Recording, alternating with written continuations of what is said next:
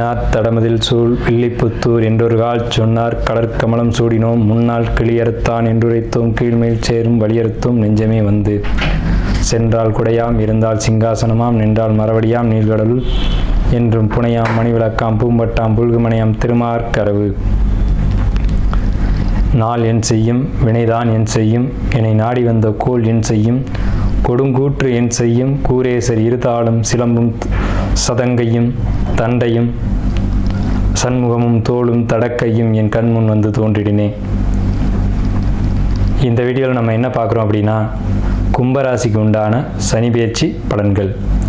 தயவுசெய்து இந்த வீடியோவை முழுமையாக ஸ்கிப் பண்ணாமல் பாருங்கள். அப்போ தான் நம்ம என்ன சொல்ல வர்றோம் அப்படிங்கிறது முழுமையாக தெரிய வரும் உங்களுக்கு. அதே மாதிரி உங்களுடைய பொன்னான நேரத்தை இதுக்கு ஒதுக்கி பார்க்குறீங்க அப்படின்றப்போ உங்களுக்கு ஜோதிடம் சம்மந்தப்பட்ட தகவல்களும் ஆன்மீகம் சம்மந்தமான தகவல்களும் உங்கள் வாழ்க்கையை முன்னேற்றத்துக்கான ஒரு வழிவகையான ஜோதிடமும் பரிகாரங்களும் நம்ம வழங்கிட்டு வர்றோம். இந்த சேனல் நீங்கள் சப்ஸ்கிரைப் பண்ணுங்கள். இது மூலமாக உங்களுடைய வாழ்க்கை பிரகாசமாகட்டும் அப்படின்னு கேட்டுக்கிட்டு உங்களுடைய பொன்னான நேரத்தை ஒதுக்கி இந்த வீடியோ முழுமையாக பாருங்கள் அப்படிங்கிற ஒரு விண்ணப்பத்தோடு நம்ம வீடியோக்குள்ளே போகலாம். கும்பராசியினுடைய இறுதி பாகமானது பூரட்டாதி நட்சத்திரத்தின் 1, 2, 3 பாதங்களை உள்ளடக்கியது.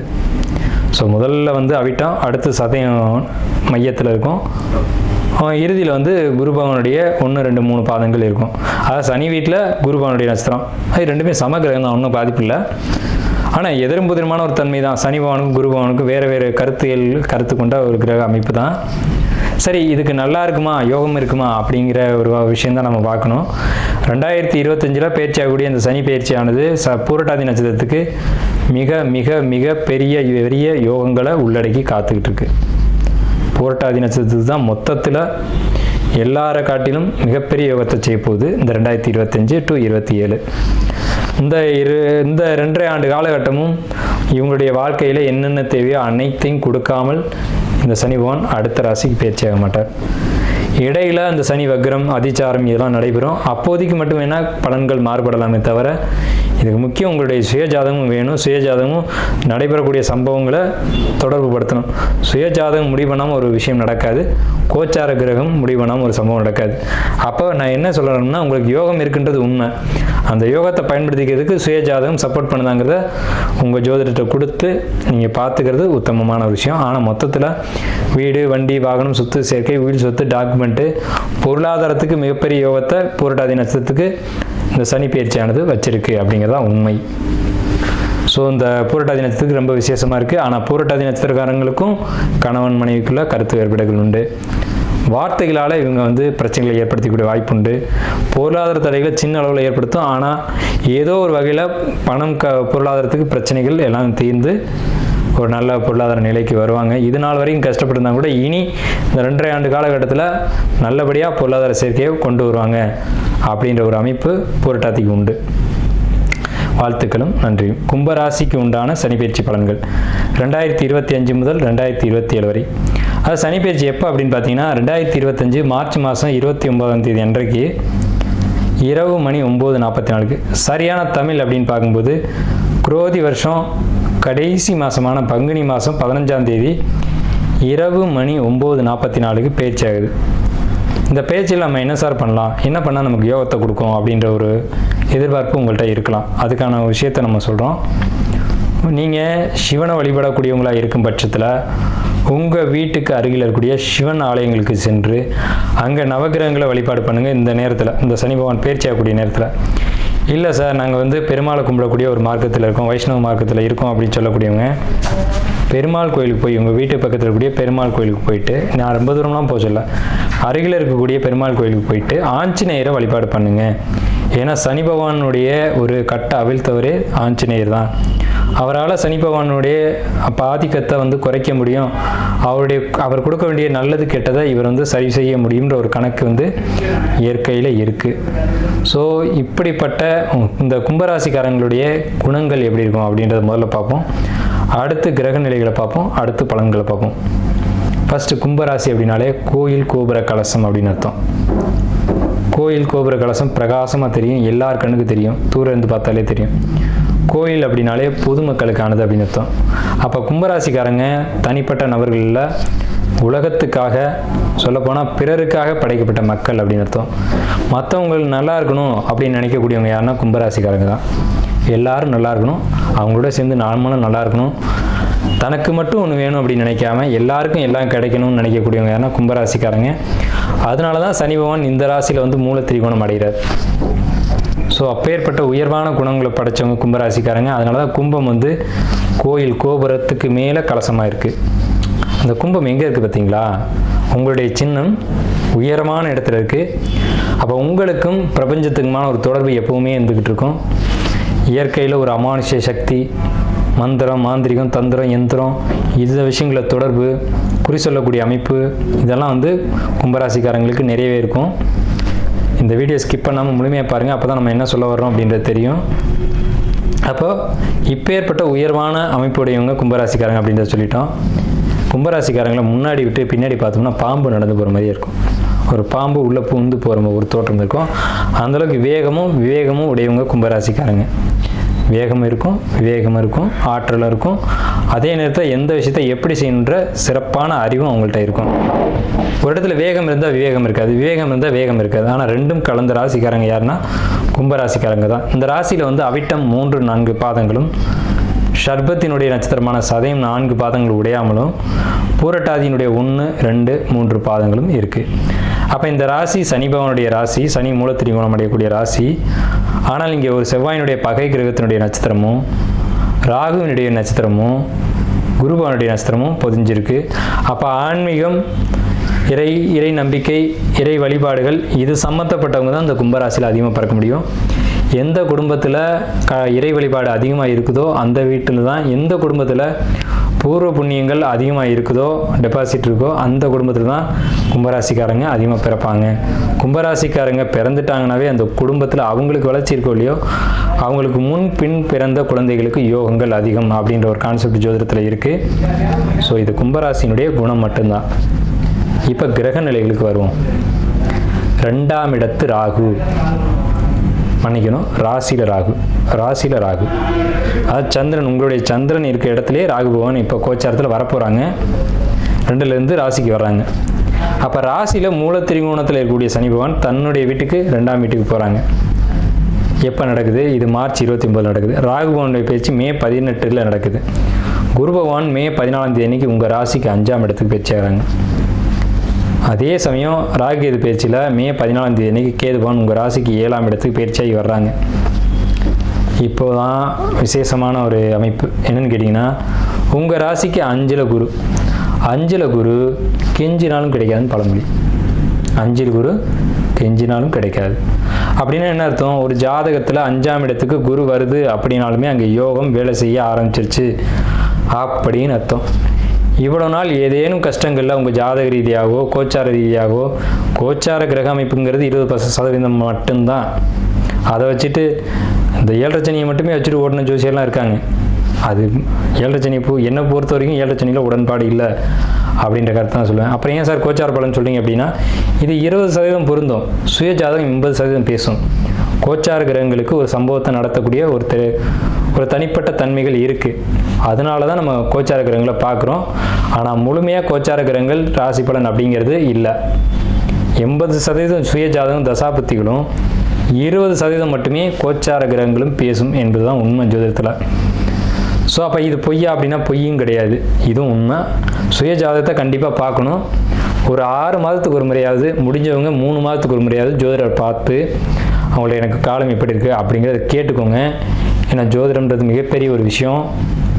ஸோ உங்கள் குடும்ப ஜோசியர்ட்டையோ அல்லது எங்களை மாதிரி ஜோசியர்ட்டையோ கொடுத்து உங்கள் ஜாதகத்தை பார்த்துக்கிறது அப்படிங்கிறது உத்தமமான விஷயம். ஆனால் 5ல் குரு கெஞ்சினாலும் கிடைக்காது. அப்போ 5ல் குரு ஏன் கெஞ்சினாலும் கிடைக்காது அப்படின்னா, உங்கள் ராசி குரு பகவான் 9ஆம் பார்வையை பார்ப்பார். ராசிக்கு ராகு வந்திருக்கார்.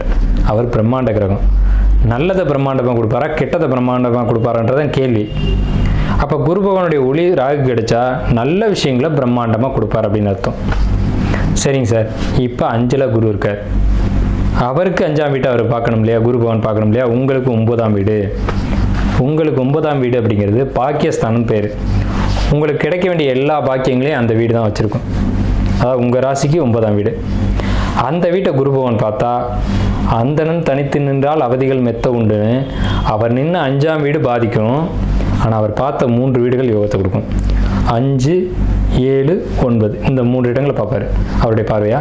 உங்கள் ராசிக்கு அது 9ஆம் வீடும், உங்கள் ராசிக்கு அது 11ஆம் வீடும், உங்கள் ராசியும் 9 ராசி 11 இந்த 3 இடங்களை உங்கள் ஜாதகத்தில் பார்க்குறாங்க. அட் த சேம் டைமில் உங்களுடைய 11ஆம் வீட்டை சனி பகவான் சேர்ந்து பார்ப்பார். அப்போ குருவும் சனியும் சேர்ந்து ஒரு பாவத்தை உங்களுடைய 11ஆம் பாவத்தை பார்க்குறாங்களே, இதில் என்ன மைனஸ் என்ன ப்ளஸ் அப்படிங்கிறத நீங்கள் தெரிஞ்சுக்கணும். அதை தெரிஞ்சுக்கிட்டால் தான் வாழ்க்கையை வந்து சிறப்பாக நீங்கள் பயணிக்க முடியும். அப்படிங்கிறனால தான் நம்ம சொல்கிறோம்.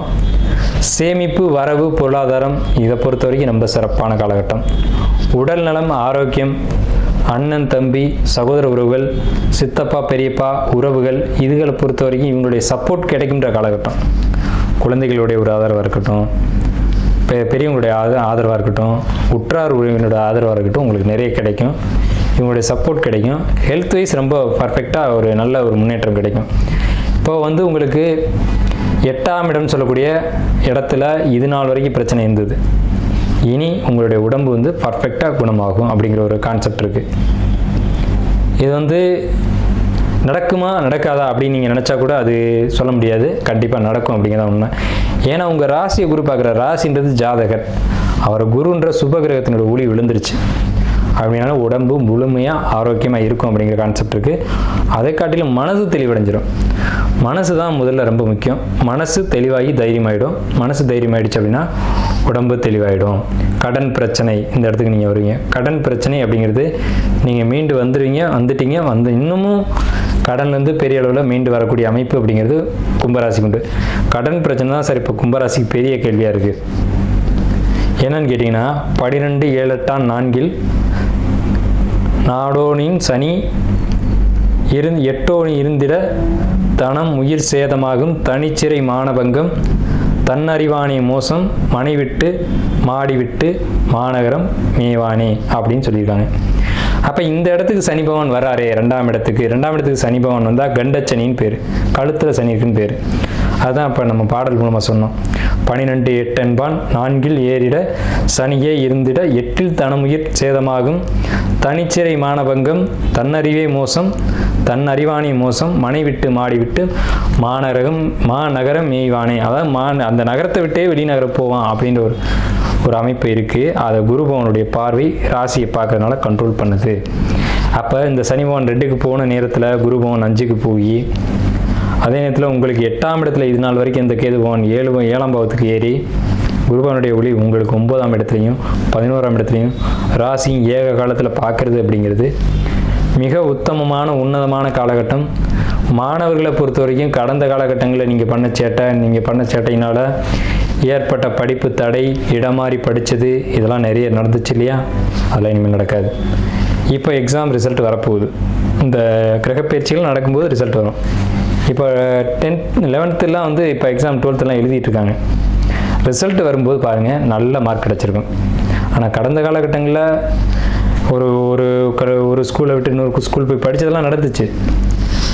அதுக்கு காரணம் இந்த நீங்களா இல்லை கிரக சூழ்நிலைகளா அப்படிங்கிறதுக்குள்ளே நான் வரல. ஆனால் நடந்தது உண்மை அப்படிங்கிறது உண்மை. படிப்பதற்கு எடுத்ததெல்லாம் உண்மை. ஆனால் படிப்பில் இந்த தடைகள் விலகி இப்போ நல்லா படிக்கக்கூடிய காலகட்டங்கள் வந்திருக்கு. நல்ல மார்க் ஸ்கோர் பண்ணி நல்ல இடத்துக்கு போகக்கூடிய ஒரு காலகட்டம் வந்திருக்கு. உங்களுக்கு 2 கூடியவன் குரு, அந்த வீட்டில் இன்றைக்கி சனி. உங்களுக்கு விசேஷமே யானை முடி மோதிரம் போடுறதான். இந்த யானை முடி மோதிரம் போட்டிங்க அப்படின்னா ரொம்ப விசேஷமாக இருக்கும். 2 கூடியவன் குரு அப்படிங்கிறதுனால. எழுத்து அப்படிங்கிற இடம் 2ஆம் இடம். அப்போ எழுதக்கூடிய இடத்துல அந்த மோதிரம் இருக்கணும். யானை முடியை வெள்ளியில் செஞ்சு போடணும். மெலிசாக தான் போடணும், ரொம்ப ஹார்டாக போடக்கூடாது. இந்த விஷயத்தை கடைப்பிடிங்க. மாணவர்களை பொறுத்த வரைக்கும் இந்த விஷயம் நான் சொல்லுவேன். கல்லூரி படிப்பை படிக்கக்கூடியவங்களுக்கு அவ்வளவு சிறப்பான காலகட்டம் இல்லை. கல்லூரி படிப்புகளை தடை ஏற்படுத்தும், அரியரை வைக்கும். அரியர் வச்சு ஃபஸ்ட் இயர் செகண்ட் இயர்னா ப்ராப்ளம் இல்லை, தேர்ட் இயராக இருந்தால் கவனமாக படிங்க அப்படின்றது தான் நான் சொல்லுவேன். அதே நேரத்தில் ஆராய்ச்சி படிப்புகள் படித்தவங்களுக்கு கடந்த காலகட்டங்கள் சிறப்பாக இருந்தது. பிஹெச்டி பண்ணுறவங்க அல்லது ஒரு டாக்டரு மருத்துவம் சம்மந்தப்பட்ட படிப்பு படித்தவங்களுக்கு கடந்த காலகட்டங்கள் நல்ல சிறப்பாக இருந்தது. இதுக்கு மேலேயும் சிறப்பாக தான் இருக்கும். அதே மாதிரி கல்லூரிக்கு முதலாக போகணும்னு நினைக்கிறவங்க 12th எழுதிட்டு கல்லூரிக்கு போகணும்னு நினைக்கக்கூடிய கும்பராசிக்காரங்களுக்கு நிச்சயம் இந்த காலகட்டம் நல்ல மார்க் கிடைச்சி, நல்ல கல்லூரியும் கிடைச்சி, நல்ல படிப்பு கிடைச்சி, அந்த படிப்பின் மூலமாக எதிர்காலத்தில் வெற்றியும் கிடைக்கும்ன்ற அமைப்பு உடைய ஜாதகத்தில் இருக்குது. இப்போது விஷயத்துக்கு வருவோம். 2ல் சனின்னு நான் மறுபடியும் சொல்கிறேன். 2ஆம் இடம் கழுத்தில் சனி, அப்போ உயிர்கண்டம் அப்படிங்கிற ஒரு அமைப்பு இருக்குது. 2வது விஷயம், உயிர்கண்டம் உங்களுக்கு நடக்க போகிறது இல்லை, ஏன்னா ராசி குரு பார்த்துட்டார். இன்னும் ஒரு 18 மாதங்களுக்கு இடையில் உங்களுக்கு உயிர்கண்டம் எதுவும் வராது. அதுக்குள்ளேயும் சனியினுடைய மாற்றங்கள் நிறைய நடந்துடும். சரிங்களா? அதில் பேச்சு சம்மந்தமான ப்ராப்ளம் வரும். நீங்கள் ஒன்று சொல்லி அது யாரை பற்றி என்ன சொன்னீங்களோ அது வேறு மாதிரி திரிக்கப்பட்டு அங்கே போய் மிஸ்கம்யூனிகேஷன் ஆகி ப்ராப்ளம் ஏற்படக்கூடிய ஒரு அமைப்பு உண்டு. அதனால் பேச்சுவார்த்தைகளை மட்டும் கட்டுப்படுத்துங்க கும்பராசிக்காரங்களுக்கு எந்த இடத்துலையும் மைனஸ் இல்லை. இப்போ மட்டும் தான் மைனஸ் சொல்லியிருக்கேன். பேச்சு வார்த்தை அந்த இடத்துல மட்டும் கொஞ்சம் கவனமாக இருக்கணும். கடன் பிரச்சனை இல்லை. வீடு நிலம் சொத்து வாங்கணும்னு ஆசைப்படுறவங்களுக்கு வீடு நிலம் சொத்து இதெல்லாம் அமையும். சொத்து சம்மந்தமான ப்ராப்ளத்தில் இருக்கவங்களுக்கு அந்த ப்ராப்ளம் கிளியர் ஆகும். இதுக்கு பேர் இப்போ நடக்கிற சனி பவனுக்கு பேர் வந்து பாதச்சனி. நான் ஏற்கனவே சொன்னேன், 7ரை சனியில் எனக்கு அவ்வளோ உடன்பாடுகள் இல்லை. அதில் ஏகப்பட்ட கருத்தியல் இருக்குது. ஏதாவது 7ரை சனி இருக்கவங்களுக்கு ஒருத்தருக்கு மட்டும் பாதிக்கும், ஒருத்தருக்கு பாதிக்காது. கும்பராசியில் ஒரு கோடி பேர் இருக்காங்கன்னா 1 கோடி பேருக்கு அதே மாதிரி பாதிப்பு ஏற்படுதானே? இல்லை. அதில் 50 லட்சம் பேர் வந்து நல்லா வாழ்கிறாங்க. 50 லட்சம் பேர் மட்டும்தான் அடி வாங்குறாங்க. அதில் பெரிய அடியும் இருக்குது, சின்ன அடியும் இருக்குது, அடியே விழுகாதவங்களும் இருக்குது. அப்போ இதில் வந்து 7ரை சனி எங்கே இருக்குன்னு நம்ம ஏற்றுக்க? அப்போ இதுக்கு பின்னாடி வேறு ஏதோ ஒரு விஷயம் இருக்குது அப்படிங்கிறத சிந்திக்கணும். அதுதான் சுய ஜாதகம் அப்படின்ற ஒரு கான்செப்ட். ஆனால் இது வந்து பொதுவாக சொல்லணும் அப்படின்றதுக்காக பாதச்சனி அப்படின்ற கான்செப்ட் சொல்லியிருக்கேன். பாதச்சனி காலகட்டங்களில் நல்ல விஷயங்கள் நடக்கும் அப்படின்ற ஒரு அமைப்பு இருக்குது. அந்த நன்மைகள் நிச்சயமாக உங்களுக்கு நடக்கும். அது உடல் ரீதியாகவும் பொருளாதார ரீதியாகவும் சொத்து நிலம் சார்ந்த விஷயங்களாகவும் இருக்கும். யாருக்கு என்ன வேணும்னு ஆசைப்படுறீங்களோ, அதாவது ஒரு சிலருக்கு குழந்தை வேணும்னு ஏக்கம் இருக்கும், ஒரு சிலருக்கு சொத்து வேணும்னு ஏக்கம் இருக்கும், ஒருத்தருக்கு உடம்பு நல்லா இருந்தால் போதும்னு ஏக்கம் இருக்கும். இப்படி பலதரப்பட்ட கருத்தியல் இருக்கும். அவங்கவுங்களுக்கு என்னென்ன தேவையோ அதை வந்து இந்த காலகட்டத்தில் கிடைக்க செய்வாங்க இறைவன். அதை நான் ஆரம்பிக்கும் போதே ஒரு விஷயம் சொன்னேன். சனி பகவானை கட்டுப்படுத்தக்கூடியவங்க யாருன்னா ஆஞ்சநேயர் தான். ஆஞ்சநேயருக்கு வெற்றிலை மாலை சாற்றி வழிபாடு பண்ணுறதுன்றது கும்பராசிக்கு மிக மிக பெரிய விசேஷம். அது இந்த வருடத்தில் செய்கிறன்றது ரொம்ப ரொம்ப பெரிய விசேஷம். நீங்கள் வந்து வேறு கருத்தியல் உங்களுக்கு இருக்கலாம். ஆஞ்சநேயர் வந்து எப்படி இருந்தாலும் எல்லாத்தையும் அடக்கி ஆளக்கூடிய தன்மை அவர்கிட்ட உண்டு. அதனால தான் வாயு புத்திரன்னு சொன்னாங்க. கும்பராசி காற்று ராசின்னு பேர். கும்பம் வந்து காற்று ராசி. அப்போ காற்றினுடைய புத்திரன் தான் ஆஞ்சநேயர். அதுலேயும் ராகு உங்கள் சந்திரன் மேலே இருக்குது. அப்போ சந்திரன் மேலே இருக்கக்கூடிய ராகு என்ன செய்யும் அப்படிங்கிறதையும் யோசிக்கணும். சந்திரன் மனோகாரகன், ராகு போகக்காரகன். தலையில் ஏறி உட்காந்துட்டான். பேராசைகளை தூண்டி விட்டு ஆட்டி வச்சு பார்த்துட்டு ராகு பேராசைகள் தாண்டாம அடிச்சுன்னா என்ன ஆகுதுன்னு தெரியுங்களா? பேராசை மாதிரி உலகத்தில் ஒரு எதிரியே கிடையாது ஒரு மனிதனுக்கு. இரவில் விழிக்க வைக்கும், பகலில் தூங்க வைக்கும் பேராசை. புரியுதுங்களா? இரவில் விழிக்க வச்சு பகலில் தூங்க வைக்கிது பேராசைன்னா அப்போ அதுக்கு பின்னாடி மனிதன் அழிய போகிறான்னு அர்த்தம். பேராசைகள் மட்டும் ஒரு மனிதனுக்கு இருக்கக்கூடாது. பேராசைகள் இருக்கக்கூடாதுன்னு வாழ்ந்து காட்டிய ஒரு மனிதன் யாருன்னா சிரஞ்சீவியாக சப்த சிரஞ்சீவிகளில் ஒருத்தர் அனுமன். இன்னமும் அவர் வாழ்ந்து கொண்டிருக்கிறதா ஐதீகம். இன்னைக்கும் நடக்குது, இன்னைக்கும் சாட்சிகள் இருக்குது. எங்கெல்லாம் ராமாயணம் படிக்கப்படுதோ அங்கெல்லாம் ஆஞ்சநேயர் வர்றாரு. இன்னைக்கும் லைவாக நடந்துகிட்டு இருக்கு. அப்படிப்பட்ட பெருமை வாய்ந்த ஆஞ்சநேயரை நீங்கள் பிடிக்கணும். அந்த உங்கள் ராசி மேலே ராகு இருக்க இந்த காலகட்டத்தில், உங்கள் ராசிக்கு 2ஆம் இடத்துல சனி இருக்கக்கூடிய இந்த காலகட்டத்தில், உங்கள் ராசி மேலே ராகு இருக்க அதை குரு பார்க்கக்கூடிய இந்த காலகட்டத்தில், உங்களுக்கு 7ஆம் வீட்டில் கேது இருக்கக்கூடிய காலகட்டத்தில், கேது தான் அனுமன், ராகு தான் அனுமன், குரு தான் அனுமன், சனி தான் அனுமன்.